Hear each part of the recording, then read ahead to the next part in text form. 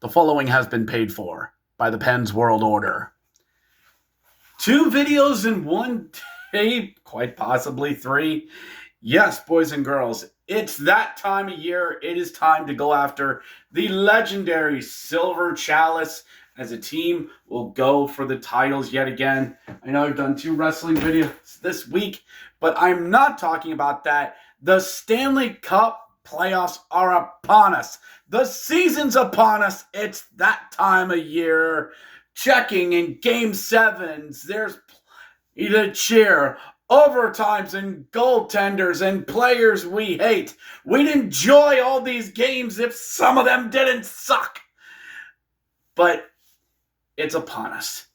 The Stanley Cup Playoffs are here. 16 teams going for the legendary Silver Chalice. And I am here, a simple hack that does hockey here on YouTube, that is going to break down these series and maybe try to give you a reason why a team will win the Stanley Cup and why a team won't win the Stanley Cup. Now, before we shot this, or I shot this, I was going through the old jersey collection, and I'm gonna give me a second, everyone. 1 second, back.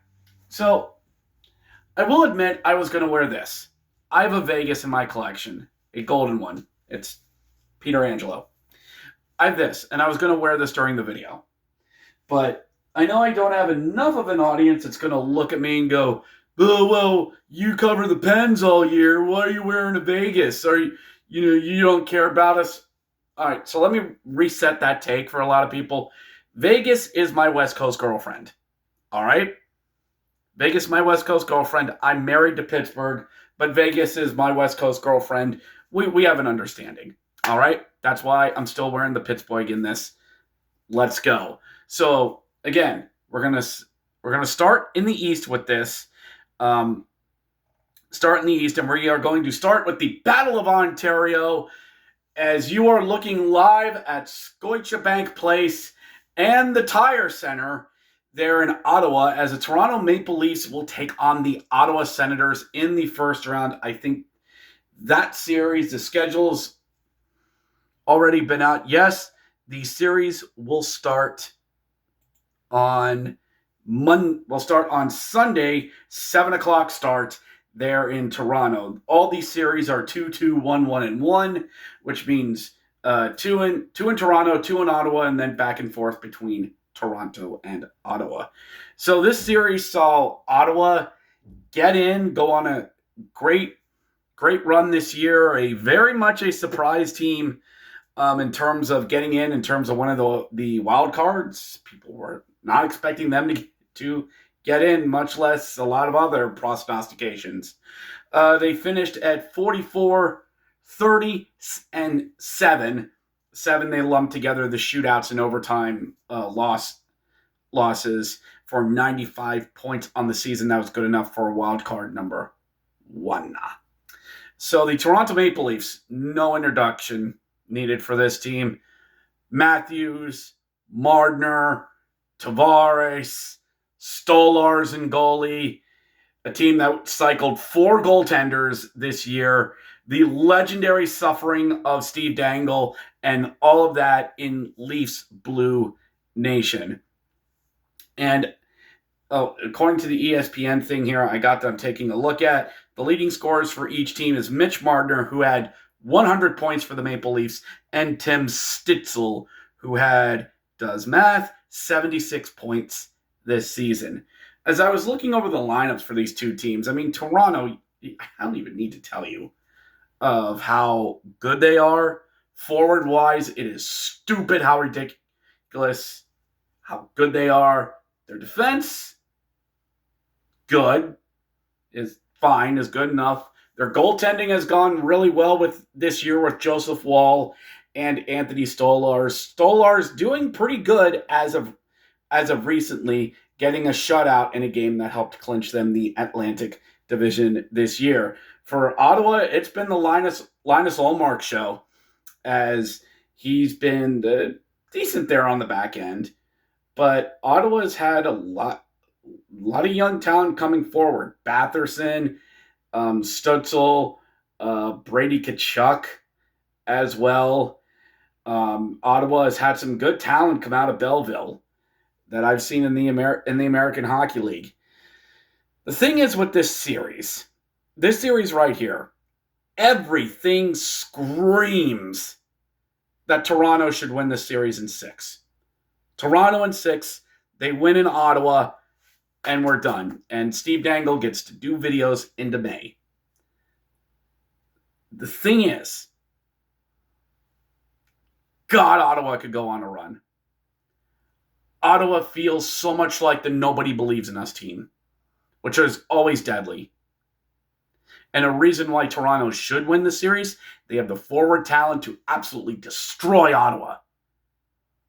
But a reason why they couldn't, they're the Leafs.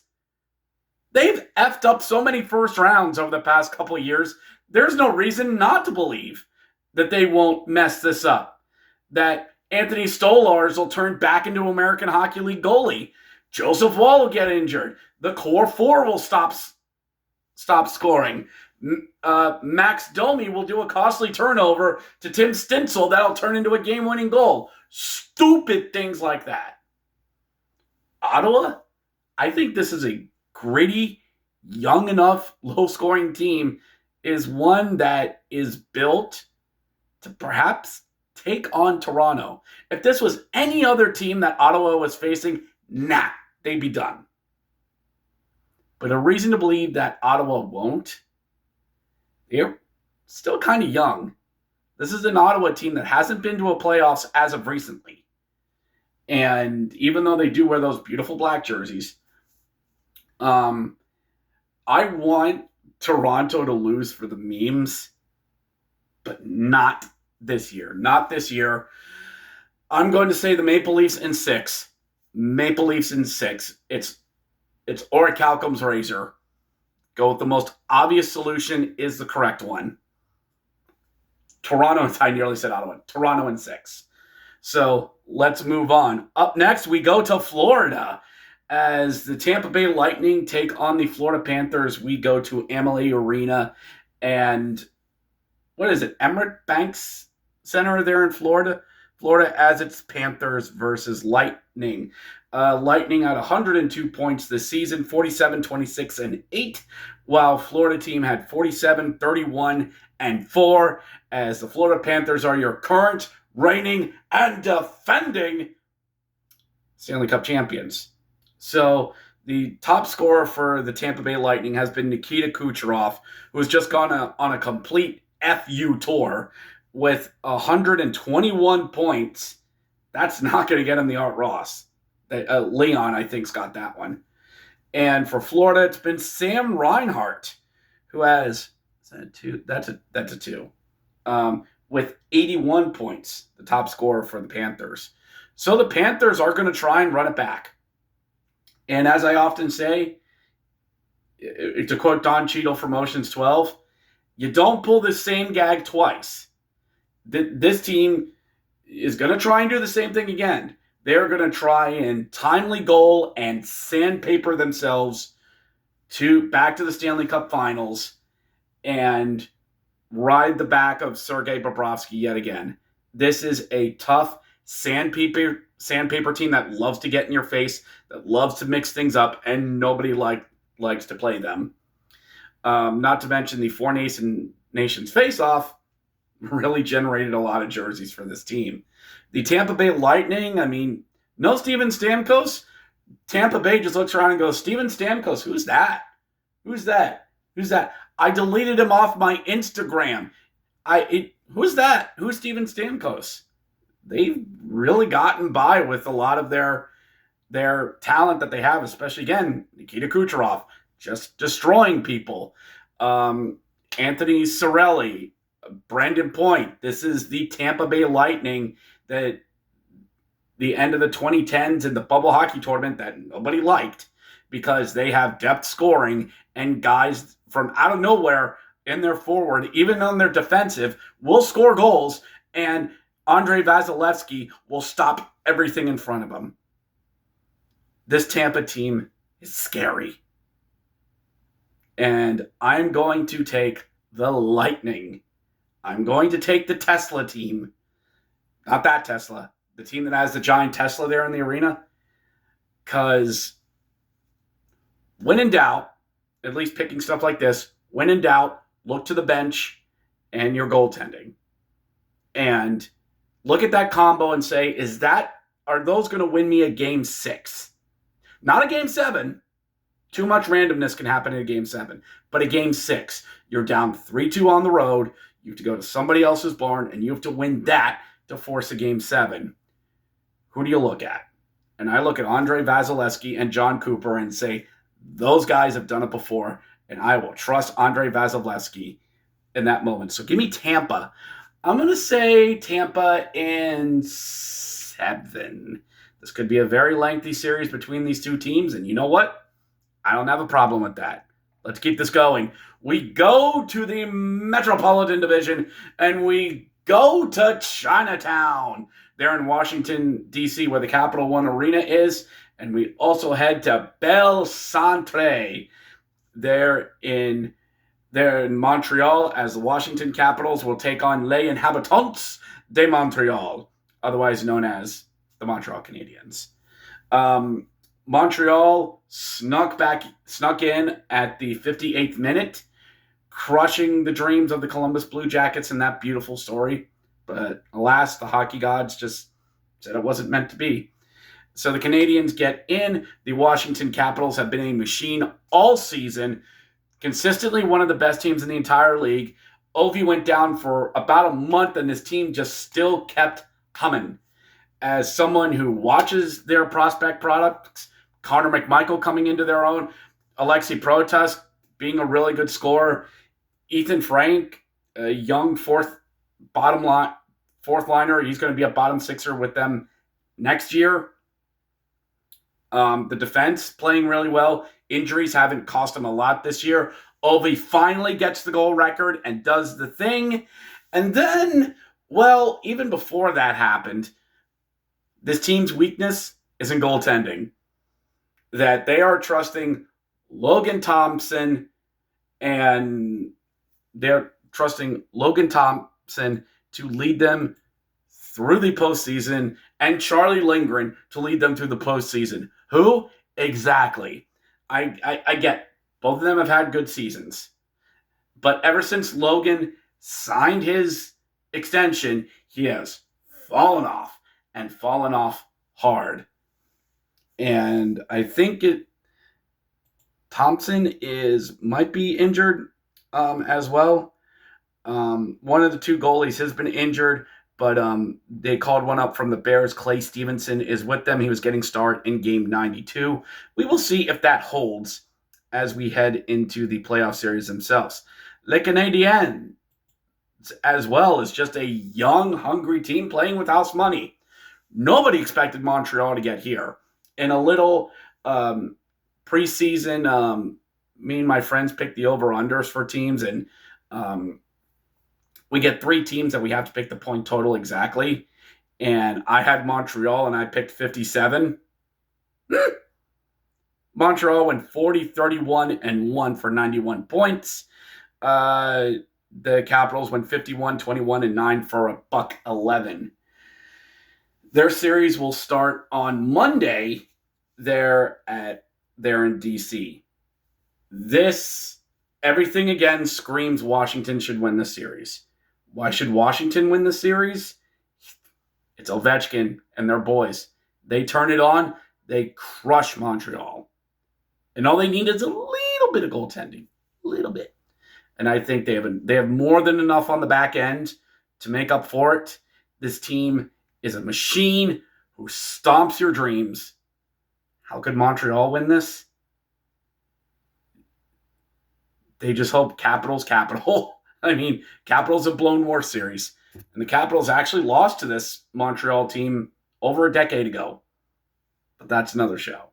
So, who am I going to take in this series? Do I believe that the Inhabitants could move on? Could possibly pull off the upset and take down the red, white, and blue?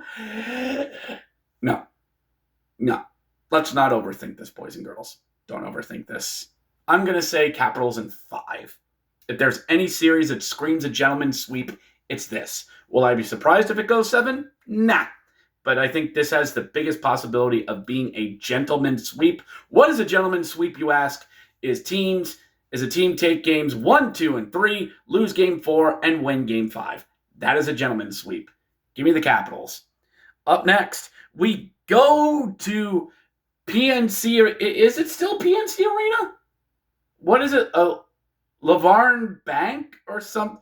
Whatever. We go to Raleigh, North Carolina, and we go to the Rock. No, not that one. We go to the Rock Prudential Center there in Newark, as the Carolina Hurricanes will take on the New Jersey Devils in a matchup. The Carolina Hurricanes finished the season with 99 points, at least at the time of this recording. They are 47, 29, and 5 for 99 points. The Devils are 42, 32, and 7 with 91 points. Your top goal scorers for the Hurricanes, it is Sebastian Aho with 74 points, and Jasper Bratt is the top scorer for the Devils at 88 points. This series will kick off on Saturday with a 3 o'clock start there in Raleigh. After last year's debacle in my Cup Finals preview podcast I did last year, I swore off the Canadians and the Hurricanes. I swore them off. I was done rooting for the Hurricanes because this team constantly underachieves in the season. And this year, they had the whole Mikko Rantanen. That didn't work out this year. Martin Necas, they lost him. It feels like this Hurricanes team has lost its chance and maybe should have had a cup by now. And now they're trying to supplement a lot of their lineup. And hey, look, Skylar Brendamere started for the 82nd game. Rod's son. I'm sure that's going to go over really fine. The Caniacs, I don't know if you're getting tired of this by this point, but I'm just going to keep telling you this because I don't, to quote the SpongeBob meme, how many times you got to teach you a lesson, old man? You do not have goaltenders that are going to win you Stanley Cups. All right? I don't know how I got to make this more clear. Your goaltending is, and I'm pulling up the ESPN app on this, you've gone with Peter Kucherov this year, who is actually 27, 16, and 3, but you've had to rely on Frederick Anderson, and he's not going to win you anything. You went with Antti Rautanen for years. You've actually gone with Peter Kucherov. And Spencer Martin? Oh, Dustin Tokarski played a game for them. And some guy called Yanni Petrus? Who the heck is Yanni Petrus? Wait, so are you telling me that they are actually getting out of the Freddie Anderson business and are actually going to start Peter Kucherov this postseason? Interesting. Might they have real goaltending this year? Are they going to pull it off? But you look at the Devils, a team that look like, all right, this is the year for us. This is the year where Jack Hughes and Bratton, it's all going to come together. And it still hasn't. I feel bad for my friend Neil Valentino, who does the Devil State of Mind podcast, my hockey brother from a different mother, who's going to upstate New York in the fall. I feel bad for him because he has a really good team that just doesn't get as far as we want them to. And these two teams, I think the Hurricanes could wipe the walls with the Devils. I absolutely think they do. But in era of recency for what Carolina has done, the horrible ways they've lost in the postseason, is this team sustainable for a deep cup run? This team needs a finals run. It absolutely needs it. But Eastern Conference is so loaded. I'll give them this round. Canes in 6. I'll give them this round. Because the Devils, they don't have Jack Hughes. I don't think they have the goaltending to do this. They're going to get Dougie Hamilton back. But if I'm the Devils, it might be time to look at a soft reboot. If you're the Devils, flush some of the forwards and reload on the prospects. It's not a tank. You can do that. But it might be time to do that, Devils. Anyway, that does it for the East. Up next, we go to Winnipeg, Manitoba, Canada at MTS Centre and to the Enterprise Center as the Winnipeg Jets take on the St. Louis Blues. St. Louis, the second wildcard team. The Winnipeg Jets, the number one team in all the land, as led by Connor Hellebuyck. The Jets went 56, 22, and 4, $1.16 for the President's Trophy. The St. Louis Blues, 44, 38, and 90 for 96 points. Top goal scorer for the Jets is Kyle Connor with 96 points and Robert Thomas for the Blues at 81 points. This series will start on Saturday, 6 o'clock start there in Winnipeg. Wear your white t-shirts and your white jerseys because the Winnipeg White is back, baby. All right. Okay. Everything screams for the Winnipeg Jets to win this. But if you ask me, St. Louis could be one of those nobody believes in those teams. And the St. Louis team, they got hot at the end of the year. 12-game either overall or home winning streak. Playing very well. Robert Dvorsky coming out from Springfield. He's going to be a great prospect coming up. They got stuff in the pipeline there in Springfield that's going to help supplement the Blues. Jordan Binnington coming back into full form. This St. Louis team is going to give fits to this Winnipeg Jets team. And if the Jets are going to go into this thinking they're just going to go and wipe the walls with the Blues, ooh, that's not what you want to do. Jordan Binnington is still Jordan Binnington, and he does Binnington things.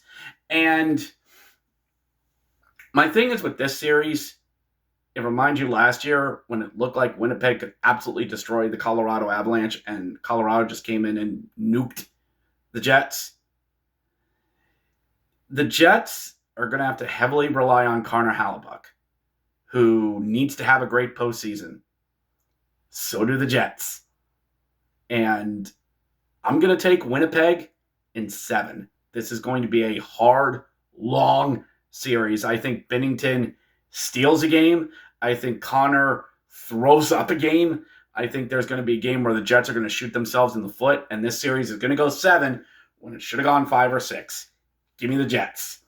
Up next, we go to the AAC there in Dallas and Ball Arena there in Colorado as the Dallas Stars take on the Colorado Avalanche. The Stars finished second in the Central with 106 points at 50, 25, and 6. The Avalanche, the third team in the Central, at 49, 29, and 4 with a $2 points. Your two top goal scorers are Matt Duchene for the Stars and Nathan McKinnon for the Avalanche. The Colorado Stars.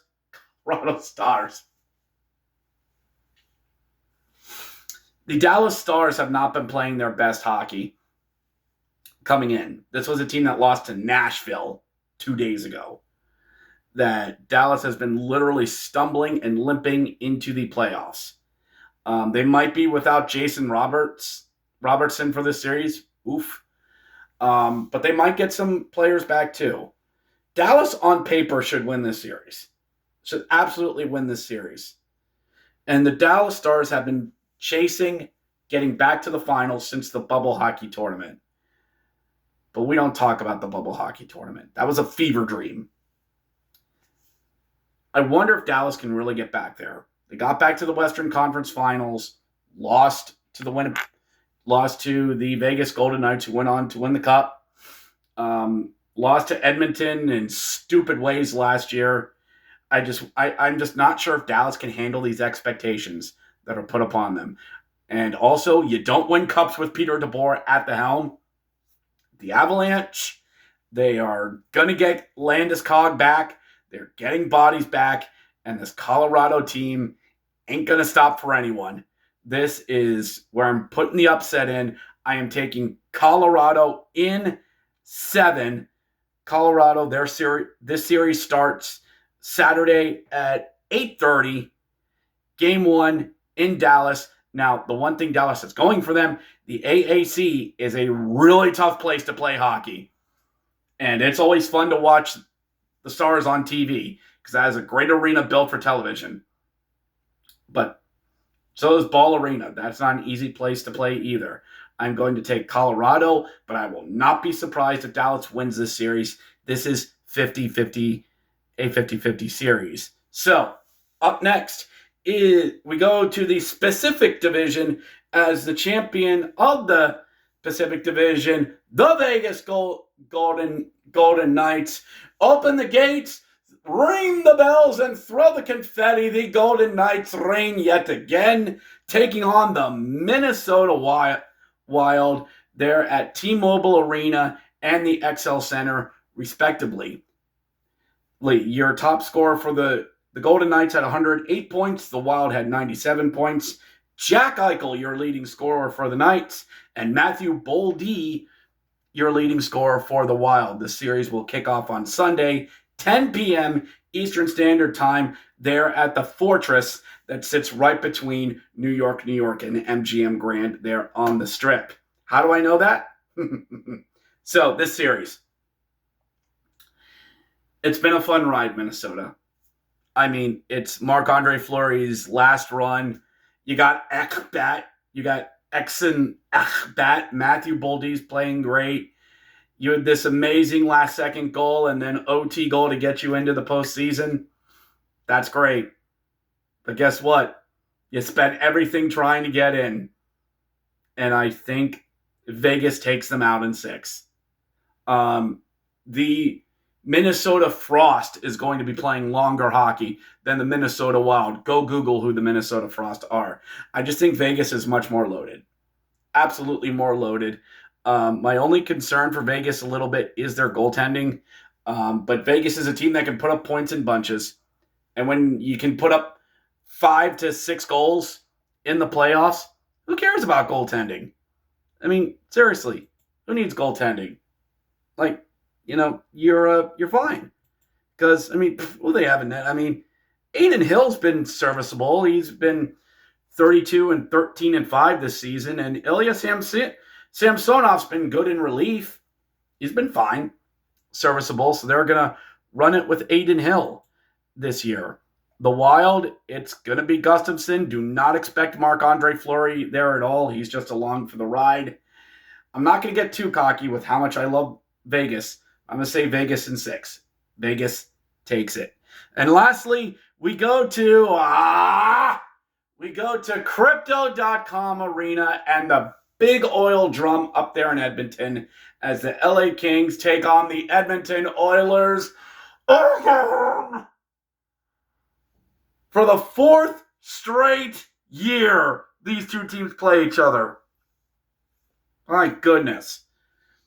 The Kings had 105 points this season. Edmonton is 99. Andre Kemp leads the Kings, and Leon Draisaitl with 108 points leads for the Oilers. The series will kick off on Monday, 10 o'clock start up there in Edmonton. There are people who think the Kings are finally going to do it this year. The Kings are finally going to beat the Edmonton Oilers. And that's what kicks all this off this year. But my problem with that is that Edmonton's not as powerful. Usually teams that make it to the finals have a hard time getting back there. If you lose in the finals, they have a hard time going back. Kings are getting better. They have beautiful new uniforms. I'm going to roll with it. I should go contrarian. Everything says take the Kings, so you run the other way in the postseason. Kings in 7. Kings in 7. And I think this kicks off a lot of hard questions for Edmonton, who is not the powerhouse they should have been this year. And give me the Kings in 7. It makes no sense. Or does it? Or maybe that's just playoff hockey. So I have Kings, Knights, Avs, Jets, Canes, Caps, Lightning, and Leafs. All moving on. Now I'm not going to do the. I'm not going to do through all of it. Who do I think is going to make it to the finals? You know the finals that I want?